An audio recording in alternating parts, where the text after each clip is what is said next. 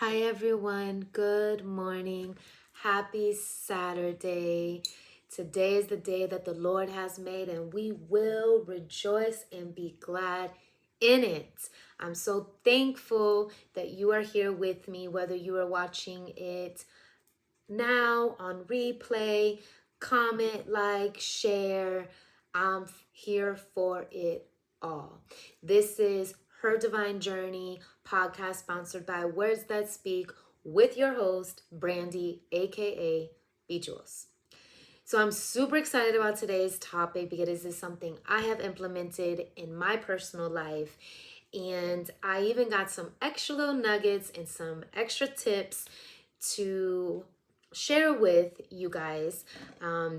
I got it from the other ministry I'm a part of called Chosen, and my pastor started off the year by talking about this topic, and I think it's super important. And so I just want to bring this to my audience, anyone who's gonna watch this, listen to it, and I hope that it motivates you or gives you some extra tips if you're already doing this.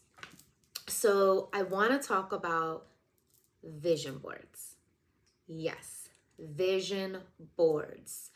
Over the last few years, I've created vision and prayer boards, and they have been a game changer for me.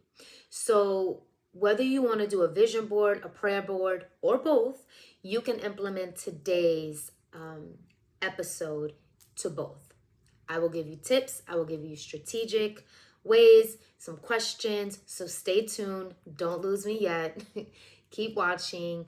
Grab a pen and paper and get your tea, coffee, OJ, water, whatever you are able to have. I actually can't have my tea right now because I am on my Daniel fast and I'm only, I think it's 6 days in right now. And so I won't be drinking tea today, but I do have my water. I'm a water drinker, so I'm cool with that. But let's dive in, sis. So I place my vision boards where I can see them after creating them. I need to see them every day. You need to have it where you can look at it. So either you can put it in your room. Some people have like a nightstand, they lay it there. You can put it on a wall, your bathroom, anywhere that you can specifically see them. And then at the end of the year, it's amazing to be able to reflect on all that's been accomplished. It's so good because so much happens in a year, and our brains like to focus on negative shortcomings, challenges, unanswered prayers, more than we like to look at the things that did get done, the answered prayers, the breakthroughs, the healing. And so a vision board can really help you to hone in, focus, and actually reflect at the end of the year like, man, I did get that accomplished. I did get that, or I'm still in the process with that. You got to start somewhere to be great. Like, you can't just be great. You've got to start at it. So even if at the end of the year you started it, that's perfectly okay. I don't want you to think this is not a checklist, but this is for the bigger picture of your life. So, but today I want to go a little bit deeper into the strategy behind the vision boards and why they work. So, because here's the truth, a vision board without a plan is just a collection of pretty pictures. And if you want to see real results, you need a strategy. So, the strategy behind a vision board. First, you need to know your why. Your vision board should reflect who you want to become and why those goals matter to you. So you can ask yourself these 3 questions. What is my goal? What has kept me from achieving it in the past? And how does this goal align with who God wants me to be? So for example, let's say you want to improve your health. Instead of just saying, I want to lose weight, Think about why that matters.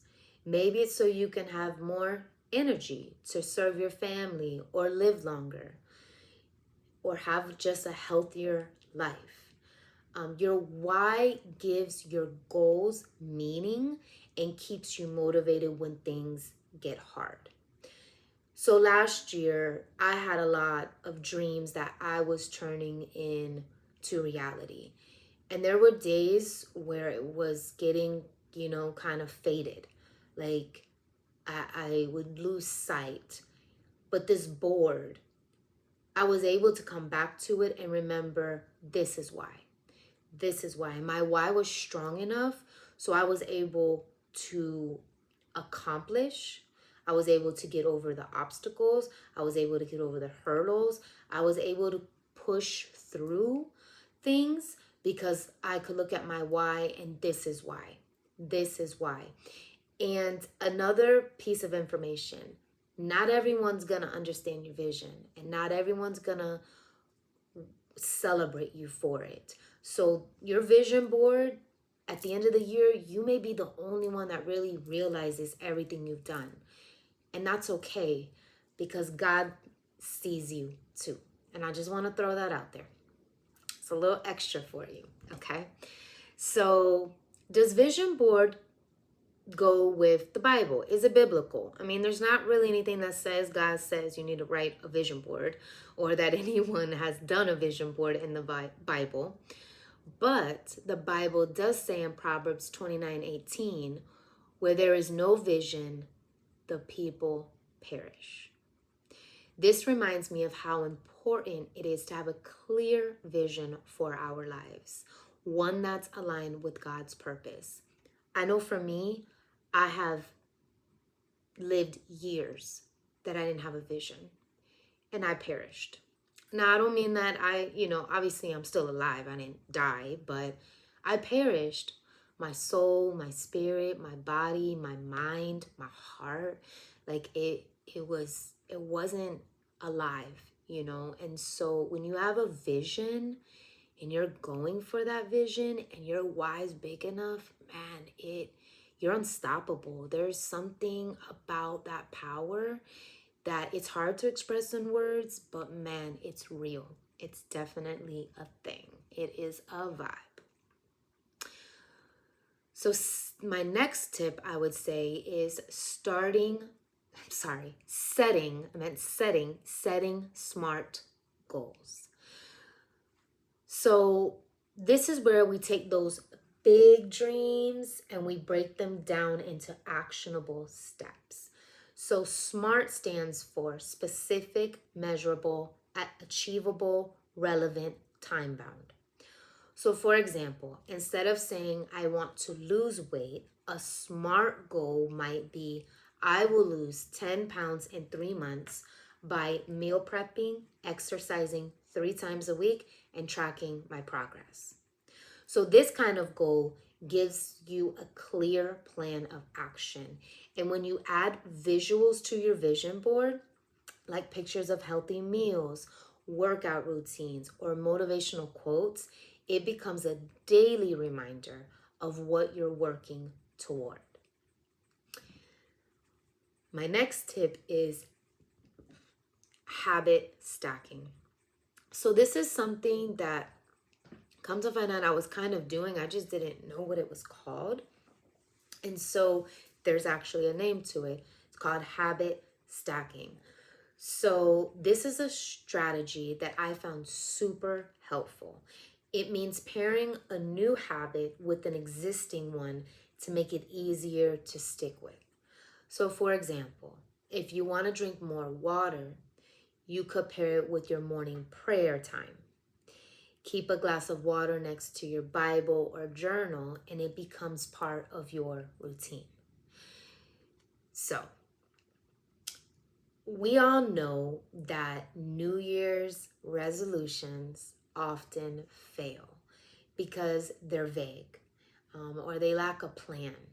But when you combine a clear vision with SMART goals and habit stacking, you're setting yourself up for success. So again, Habit stacking is pairing a new habit with an existing one to make it easier to stick with. And then your SMART goals is how you take your big dreams and you break them down into actionable steps. They're specific, measurable, achievable, relevant, and time bound. So the next tip I got. So take your time to reflect and create.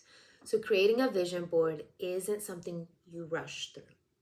It may take days or even weeks to really pray, reflect, and think about your goals.